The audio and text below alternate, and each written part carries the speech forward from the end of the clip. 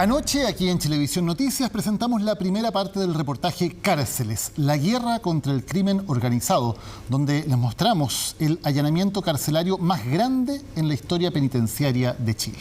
En esta segunda parte que vamos a ver, conoceremos el desenlace de este operativo realizado por Gendarmería que permitió incautar más de 1000 celulares y armas blancas. El reportaje es del periodista Pedro Azócar.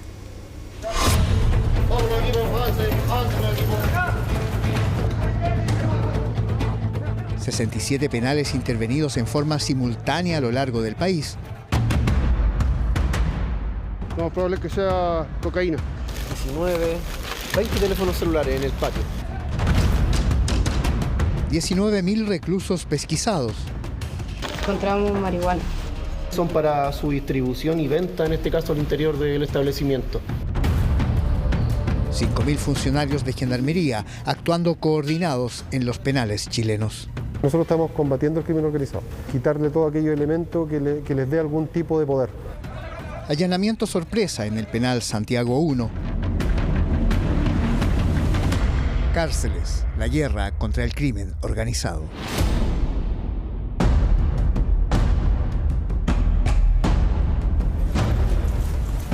Estamos entrando como con 300 funcionarios y vamos a intervenir 3.200 personas acá en Santiago 1. Nosotros entramos de forma de agrupamiento, se inunda el lugar desde el principio.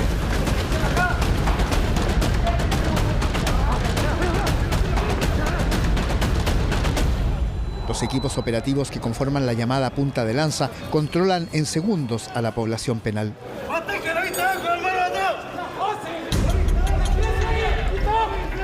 Tenemos todo tipo de riesgos. Los internos poseen estoques, cuchillas artesanales, elementos contundentes. Entonces hay que saber guardar todo ese tipo de cosas. La sensación de adrenalina siempre está, independiente que sea el procedimiento número 1 o el último, siempre va a estar la misma. Y ese es el tema de nosotros, como controlar esa situación y canalizarla para una buena energía para poder controlar la masa de los internos. ¡Otra fila! ¡Síguelo! Estamos sucediendo simultáneamente en los 6 módulos en este momento. Hay intervención directa y simultánea en los 6 módulos de la tercer pasillo.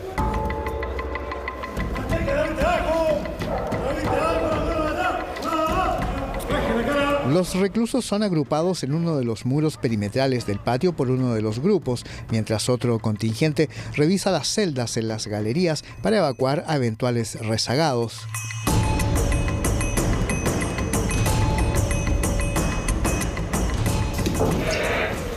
Junto en la puerta, yo creo pasada, en la pasada, bien apretada, mojada puede ser. De esa forma es imposible abrirla, solamente con herramienta. ¡No salen con bolso! ¡Solamente lo que llevan puesto! En el patio los reclusos ya están listos para su traslado a otra dependencia, donde serán objeto de una revisión individual. Salen en filas con la cintura al desnudo.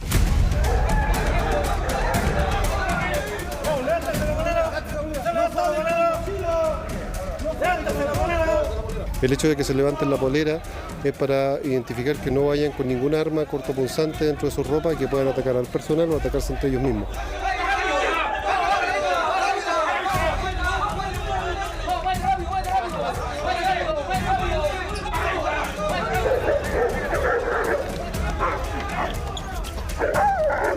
Ahora se van al sector de contención. Les ocupamos el modo para poder hacer el registro de las dependencias, pero se van todo al sector de contención. La evacuación de los distintos módulos ocurre casi en simultáneo. En pocos minutos tuvimos el control de todo el pasillo. Si te das cuenta, por ejemplo, no hay ruido porque ya tenemos control de todo el sector.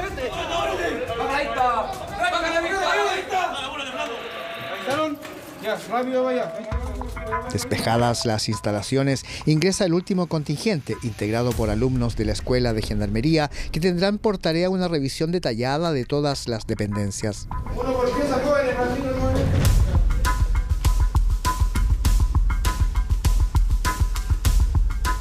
Rápidamente comienzan a aparecer los primeros celulares, vital fuente de inteligencia para eventuales investigaciones.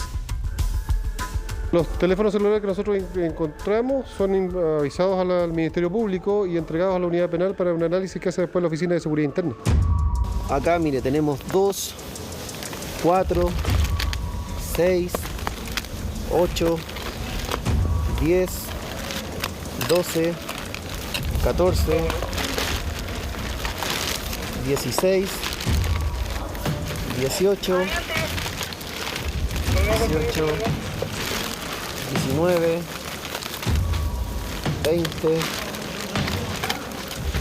20 teléfonos celulares en el patio. Y dependiendo del lugar donde se encuentre, pueden ser incluso objeto de alguna investigación del Ministerio Público, sobre todo cuando se encuentran en celda y están identificados los internos.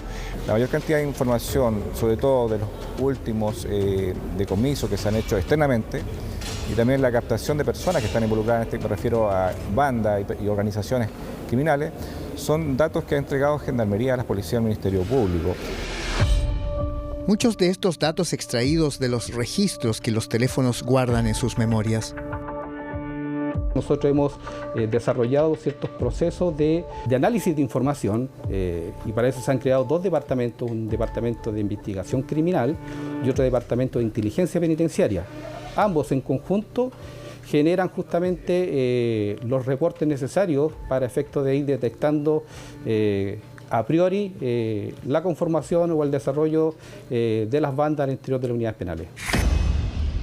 El factor sorpresa es clave para evitar que los internos alcancen a ocultar los objetos prohibidos que buscan ser incautados por Gendarmería. Droga. Lo más probable es que sea cocaína. En las cárceles están representados los principales grupos criminales del país y muchos de ellos coordinan o dirigen operaciones desde dentro, lo que permite investigar sus vínculos con el exterior. Una cantidad importante de desbaratamiento de bandas criminales es producto de la investigación que se produce por la unidad especializada de Gendarmería. Estas unidades también tienen por tarea evitar que los reos con alto compromiso delictual adquieran poder dentro de la cárcel. Es preciso separarlos del resto de la población penal. Los niveles de segregación son a través de celdas individuales, comunicaciones restringidas y por supuesto con mucho control en quienes los van a visitar. Eso también nos ha permitido también generar ciertos análisis que tienen que ver con la inteligencia penitenciaria para efecto de hacer seguimiento no solamente desde el entorno de la cárcel, sino también lo que pueda estar ocurriendo en el exterior. Pero ¿cuál es la capacidad real a nivel de infraestructura con que cuenta Gendarmería para segregar a los reos peligrosos?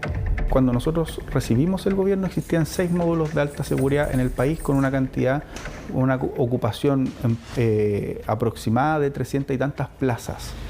Entonces, 6 módulos de alta seguridad para el país con 300 plazas no son suficientes. Para subsanar este problema se habilitó la ex cárcel de máxima seguridad en Santiago en remodelación desde el 2021. Nosotros terminamos esos trabajos, complementamos el presupuesto, mejoramos esa cárcel para tener una cárcel de punta y eso nos permitió aumentar en prácticamente el doble las plazas para alta y máxima seguridad. A este recinto se sumó el módulo de alta seguridad de la cárcel de Arica, lo que significa que hay 8 penales que cuentan con recintos especiales para reos de alta peligrosidad, con un total de 600 plazas. Esto, por cierto, no es suficiente. Entonces, lo que nosotros estamos pensando, lo que nosotros estamos planificando es que en los establecimientos penitenciarios que tenemos que construir producto del problema 1, que es la sobrepoblación, tengamos también ahí módulos de alta y máxima seguridad adecuados para enfrentar la peligrosidad que tenemos. Este es un momento de resolver qué tipo de infraestructura penitenciaria deseamos tener. Tenemos menos disponibilidad de suelo, tenemos algunas cárceles que están proyectadas y otras que están en proceso de diseño, que es la cárcel de Calama, que es la que se ha pensado que sea una de las cárceles adicionales vinculadas a alta seguridad.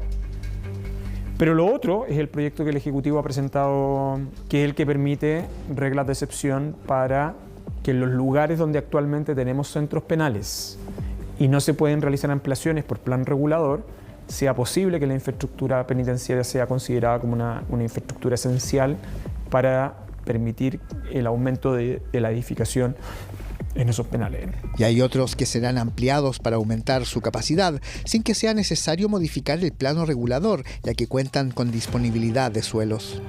que son Alto Hospicio, Antofagasta, La Serena, Rancagua y Puerto Montt.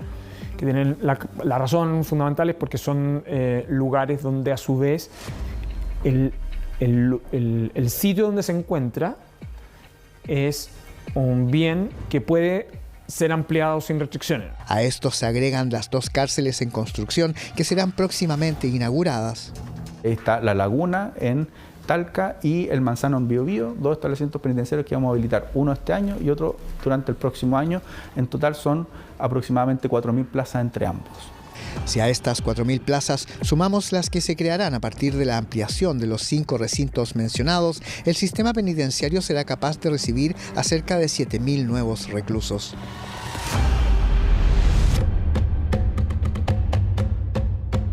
Todo lo que refiere es el segundo pasillo de Santiago 1 es un módulo de alto compromiso delictual. Ellos construyen estas armas blancas con la misma litera que, en este caso, la unidad se refiere. Como podemos ver, miren los distintos cortes que ellos realizan en las puertas. Esto todo lo utilizan para hacer armas blancas. Van dañando, obviamente, lo que es la estructura de la unidad. Y es así como encontramos un verdadero taller para fabricar elementos cortopunzantes.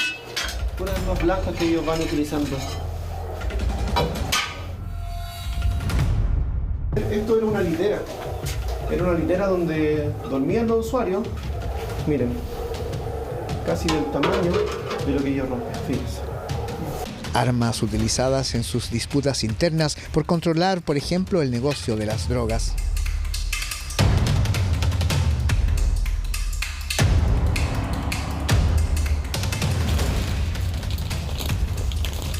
Encontramos marihuana.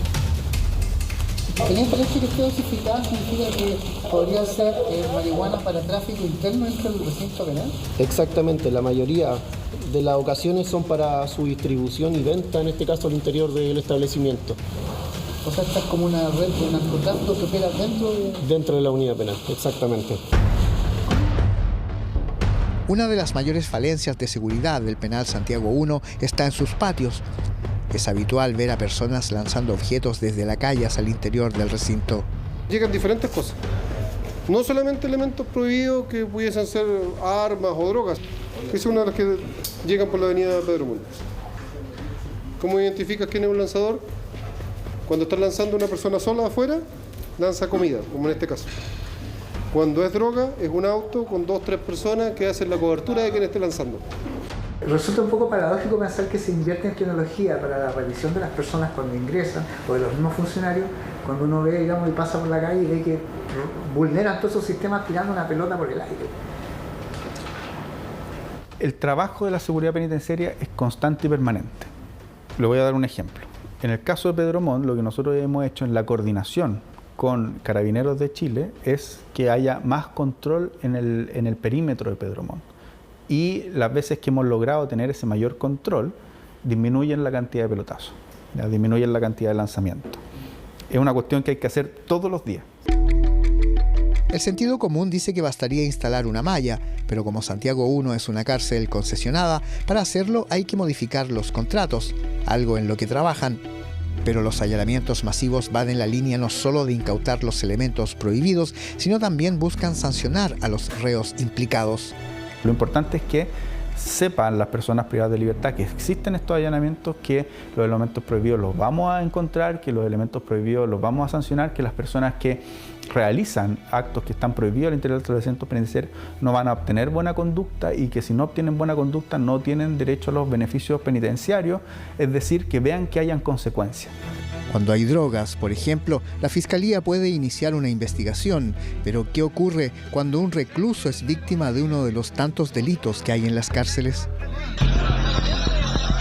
Robos, agresiones sexuales, agresiones físicas, lesiones y lamentablemente inclusive en nuestro caso muchas veces homicidios que se cometen dentro de la cárcel.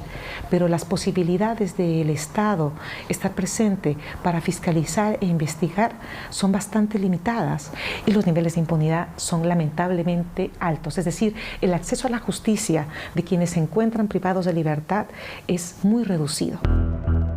Un estudio realizado por la Universidad Central muestra que entre el 2009 y el 20 hubo poco más de 600 delitos sexuales denunciados dentro de las cárceles, a diferencia de los 270.000 del espacio libre. La línea azul grafica el porcentaje de los que fueron a juicio fuera de la cárcel y la roja los judicializados dentro de los penales. Esto demuestra que la justicia no opera igual tras las rejas. En el fondo se crean estados paralelos, que es justamente ese el caldo de cultivo para la instalación del crimen organizado de la manera como nosotros hemos visto que ha ido procediendo en otros contextos de América Latina. Si no hay justicia, actúa la ley de la cárcel y eso potencia al más fuerte. La experiencia indica lo que ocurre cuando esto abarca otros ámbitos. En aquellas cárceles en donde el Estado no está presente, en donde solamente tiene control perimetral, en donde solamente, inclusive para expresiones de supuesto control de la violencia interna, cuando se observa recién al Estado, estas son condiciones que promueven la gestación de organizaciones criminales, un poco por lo que tú decías. Y es que al recorrer las celdas vacías del penal Santiago I, constatamos el impacto del hacinamiento. Habitáculos donde pernoctan 5 internos a lo menos, uno de ellos incluso en el suelo. Muchas de estas organizaciones, sobre todo en el caso brasileño, se gestan ante situaciones de vulneraciones graves de derechos humanos de las personas privadas de libertad. Por ejemplo, en el caso del primer comando de la capital, la masacre de Carandiru fue un episodio que marca un hito a partir del cual esta organización criminal se coge para intentar reivindicar derechos. Entonces, es una organización criminal que comienza a hacerse cargo de la gestión de la cárcel para garantizar derechos básicos de las personas privadas de libertad y para al mismo tiempo garantizar el funcionamiento de sus negocios ilegales. De ahí la importancia de condiciones adecuadas en los penales y también de modelos de rehabilitación y reinserción, como la experiencia del penal Colina 1. Tenemos 180 internos trabajando acá en esta panadería. Ahora llevan la harina ya revuelta y la pasan a los mesones para empezar a cortar lo que es la lluvia. Acá se les enseña esta profesión y luego cuando cumplen su condena pueden seguir desempeñándose en el exterior en alguna panadería. Trabajando, haciendo cosas, teniendo la mente y el cuerpo ocupado, se olvidan un poquito de lo cotidiano que tienen las unidades penitenciarias. Se ve cambio mientras están aquí en el set.